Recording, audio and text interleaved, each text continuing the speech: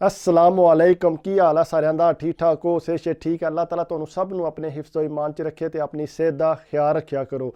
ਪਹਿਲੀ ਰਿਕੁਐਸਟ ਇਹ ਹੈ ਕਿ ਅੱਜ ਦੀ ਵੀਡੀਓ ਮੁਕੰਮਲ ਦੇਖੋ, ਇੱਕ ਬਹੁਤ ਅੱਛਾ ਮੈਸੇਜ ਹੈ ਤੇ ਤੁਸੀਂ ਇਹਨੂੰ ਐਪਰੀਸ਼ੀਏਟ ਕਰੋਗੇ।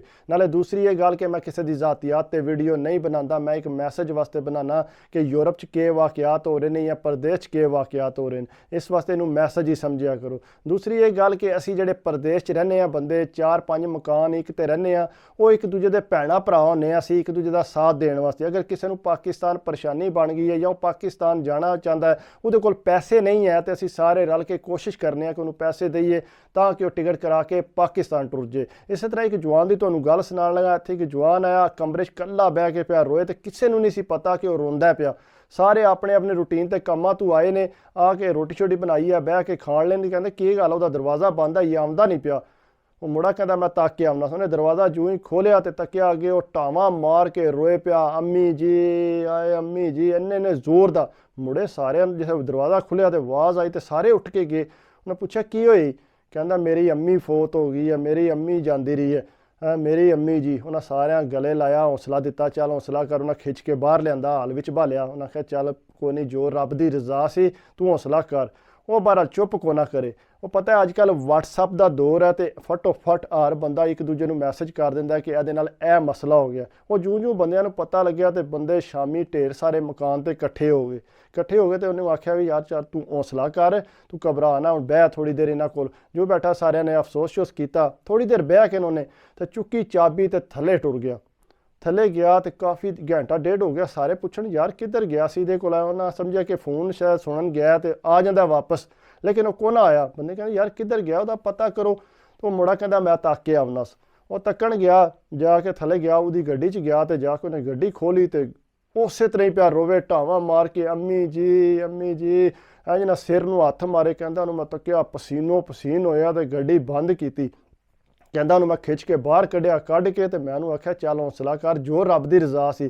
ਕਹਿੰਦਾ ਬਹਰਹਾਲ ਨਾ, ਉਹ ਬੜੇ ਉੱਚਾ ਪਿਆ ਰੋਏ ਤੇ ਮੈਂ ਉਹਨੂੰ ਆਖਿਆ ਚੱਲ ਚੁੱਪ ਕਰ। ਕਹਿੰਦਾ ਇੰਨੀ ਸੁਣ ਕੇ ਨਾ ਇਹਦਾ ਰੋਣਾ ਤੇ 2-3 ਗੋਰੇ ਬਾਬੇ ਆ ਗਏ ਕੋਲ। ਕਹਿੰਦੇ ਨੇ ਕੀ ਹੋਇਆ ਇਹਨੂੰ? ਕਹਿੰਦੇ ਇਹਦੀ ਜਿਹੜੀ ਹੈ ਨਾ ਅੰਮਾ ਜੀ ਫੌਤ ਹੋ ਗਏ ਨੇ, ਮਦਰ ਇਹਦੀ ਦੀ ਡੈਥ ਹੋ ਗਈ ਹੈ। ਉਹ ਕਹਿੰਦੇ ਇੰਝ ਹੱਥ ਬੰਨ੍ਹ ਕੇ ਨਾ ਤੇ ਇੰਝ ਖਲੋ ਰਹੇ ਤੇ ਕਹਿੰਦੇ ਨੇ ਸਾਨੂੰ ਬਹੁਤ ਅਫਸੋਸ ਹੈ, ਤੇ ਕਹਿੰਦੇ ਨੇ ਕਿ ਸਾਡੇ ਹੈ ਤੇ ਦੱਸੋ ਅਸੀਂ ਕੋਈ ਕਰ ਸਕਦੇ ਹਾਂ। ਕਹਿੰਦਾ ਨਹੀਂ ਕੋਈ ਨਹੀਂ ਜ਼ਰੂਰਤ। ਕਹਿੰਦਾ ਇੰਝ ਕਰਕੇ ਤੇ ਉਹ ਟੁਰ ਗਏ। ਤੇ ਕਹਿੰਦੇ ਇਹਨੂੰ ਮੈਂ ਉਹਨੂੰ ਆਖਿਆ ਕਿ ਯਾਰ ਤੂੰ ਕਿਹੜਾ ਕੰਮ ਕੀਤਾ, ਤੂੰ ਅਗਰ ਤੈਨੂੰ ਦੁੱਖ ਹੈ ਤੂੰ ਸਾਰਿਆਂ ਵਿੱਚ ਬਹਿ, ਥੋੜ੍ਹਾ ਤੇਰਾ ਦਿਲ ਹੋਰ ਹੋਵੇ। ਕਹਿੰਦਾ ਮੈਨੂੰ ਪਤਾ ਕਿ ਮੇਰੇ ਤੇ ਕੀ ਗੁਜ਼ਰਦੀ ਹੈ ਪਈ। ਕਹਿੰਦਾ ਮੇਰਾ ਲੱਗਦਾ ਕਿ ਮੇਰਾ ਦਿਲ ਹੀ ਫਟ ਚੱਲਾ ਹੈ। ਮੇਰੀ ਅੰਮੀ ਨੇ ਪਤਾ ਨਹੀਂ ਕਿਤਨੇ ਵਕਤਾਂ ਨਾਲ ਮੈਨੂੰ ਇੱਥੇ ਬਾਹਰ ਟੋਰਿਆ। ਮੈਂ ਤੇ ਮੇਰੀ ਅੰਮੀ ਨੇ ਹੁਣ ਮਕਾਨ ਸ਼ੁਰੂ ਕਰਵਾਇਆ ਸੀ। ਕਹਿੰਦਾ ਮਸਾਂ ਹੀ ਤਾਂ ਮੈਂ ਸੈੱਟ ਹੋਇਆ ਤੇ ਕਹਿੰਦਾ ਮੇਰੀ ਅੰਮੀ ਜਾਂਦੀ ਰਹੀ ਹੈ। ਕਹਿੰਦਾ ਮੈਂ ਨਹੀਂ ਦੱਸ ਸਕਦਾ ਕਿ ਮੇਰੇ ਤੇ ਕੀ ਗੁਜ਼ਰ ਰਹੀ ਹੈ। ਉਹਨੇ ਜਨਾਬ ਥੋੜ੍ਹਾ ਹੌਸਲਾ ਦੇ ਕੇ ਘਰ ਲਿਆਂਦਾ। ਜਿਸੇ ਘਰ ਲਿਆਂਦਾ ਤਾਂ ਅੱਗੋਂ ਸਾਰੇ ਘਰੋਂ ਮੁੜੇ ਜਿਹੜੇ ਨੇ ਉਹ ਟੁਰ ਗਏ। ਉਹਨਾਂ ਆਖਿਆ ਚੱਲ ਯਾਰ ਜੋ ਵੀ ਹੋ ਗਿਆ, ਲੇਕਿਨ ਤੂੰ ਝੱਟ ਉਹਨਾਂ ਕੋਲ ਬਹਿਣਾ ਸੀ, ਸਾਰੇ ਇੰਨੀ ਆਵਾਮ ਆਈ ਸੀ ਤੈਨੂੰ ਅਫਸੋਸ ਕਰਨ। ਉਹਨੇ ਕਹਿੰਦਾ ਜ਼ਮੀਨ ਨੂੰ ਹੱਥ ਲਾ ਕੇ ਨਾ ਤੇ ਕੰਨਾਂ ਨੂੰ ਹੱਥ ਲਾਈ ਉਸ। ਕਹਿੰਦਾ ਭਾਈ ਇਹੋ ਜਿਹਾ ਅਫਸੋਸ ਮੈਨੂੰ ਨਹੀਂ ਚਾਹੀਦਾ।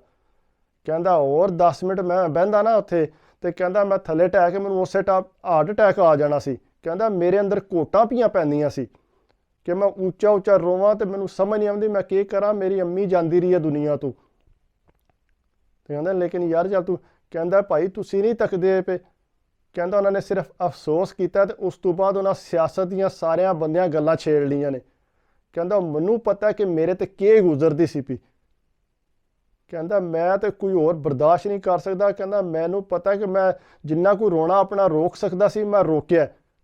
ਕਹਿੰਦਾ ਮੈਨੂੰ ਫਿਰ ਬਰਦਾਸ਼ਤ ਨਹੀਂ ਹੋਇਆ, ਇਸ ਵਾਸਤੇ ਮੈਂ ਗੱਡੀ ਦੀ ਚਾਬੀ ਚੁੱਕੀ ਹੈ ਤੇ ਥੱਲੇ ਟੁਰ ਗਿਆ। ਤੇ ਕਹਿੰਦਾ ਮੈਨੂੰ ਇਹੋ ਜਿਹਾ ਅਫਸੋਸ ਨਹੀਂ ਚਾਹੀਦਾ। ਇਸ ਵਾਸਤੇ ਅਗਰ ਕਿਸੇ ਦੀ ਕੋਈ ਫੌਤਗੀ ਹੋ ਜਾਏ ਜਾਂ ਕੋਈ ਨੂੰ ਦੁੱਖ ਹੋਵੇ ਤਾਂ ਮਿਹਰਬਾਨੀ ਕਰਕੇ ਉਹਦੇ ਨਾਲ ਦੁੱਖ 'ਚ ਮੁਕੰਮਲ ਸ਼ਰੀਕ ਹੋਵਿਆ ਕਰੋ। ਇਹ ਨਾ ਹੋਵੇ ਕਿ ਤੁਸੀਂ ਬਸ ਜੀ ਆਪਣਾ ਇੱਕ ਟੈਂਪਰੇਰੀ ਜਾਓ, ਯਾਰ ਤੇਰਾ ਬੜਾ ਅਫਸੋਸ ਹੈ ਤੈਨੂੰ ਇੰਝ। ਇਸ ਤਰ੍ਹਾਂ ਨਹੀਂ ਹੁੰਦਾ ਨਾ। ਜੇ ਤੁਸੀਂ ਜਾਂਦੇ ਹੋ, ਅਕਸਰ ਤੁਸੀਂ ਪਾਕਿਸਤਾਨ ਵਿੱਚ ਜਾਂਦੇ ਹੋ, ਕਿਸੇ ਦੀ ਫੂੜੀ ਤੇ ਜਾਂਦੇ ਹੋ, ਅਫਸੋਸ ਵਾਸਤੇ ਜਾਂਦੇ ਹੋ, ਤੇ ਜਾ ਕੇ ਉੱਥੇ ਵੱਖਰੀ ਬੈਠਕ ਬਣਾ ਲੈਂਦੇ ਹੋ, ਸਿਆਸਤ 'ਤੇ ਗੱਲਾਂ ਛੇੜ ਲੈਂਦੇ ਹੋ, ਹੋਰ ਕੋਈ ਦੁਨੀਆ ਦੀਆਂ ਗੱਲਾਂ ਛੇੜ ਲੈਂਦੇ ਹੋ। ਜਿਹਦੇ ਵਾਸਤੇ ਗਏ ਹੁੰਦੇ ਹੋ ਉਹਦੇ ਵਾਸਤੇ ਤੁਸੀਂ ਕੁਝ ਵੀ ਨਹੀਂ ਕਰਦੇ। ਇਹ ਤਾਂ ਇੱਕ ਆਮ ਦੀ ਰੂਟੀਨ ਹੈ ਸਾਡੀ।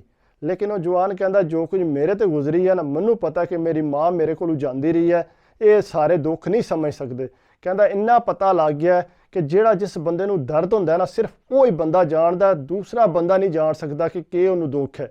ਇਸ ਵਾਸਤੇ ਦੂਜੇ ਦੇ ਦੁੱਖ 'ਚ ਮੁਕੰਮਲ ਸ਼ਰੀਕ ਹੋਵਿਆ ਕਰੋ। ਮਿਹਰਬਾਨੀ ਕਰਕੇ ਤੇ ਆਪਣਾ ਖਿਆਲ ਰੱਖਿਓ। ਅਗਰ ਮੇਰੀ ਵੀਡੀਓ ਅੱਛੀ ਲੱਗੇ ਤੇ ਮਿਹਰਬਾਨੀ ਕਰਕੇ ਇਹਨੂੰ ਲਾਈਕ ਕਰਿਆ ਕਰੋ, ਕਮੈਂਟਸ ਕਰਿਆ ਕਰੋ।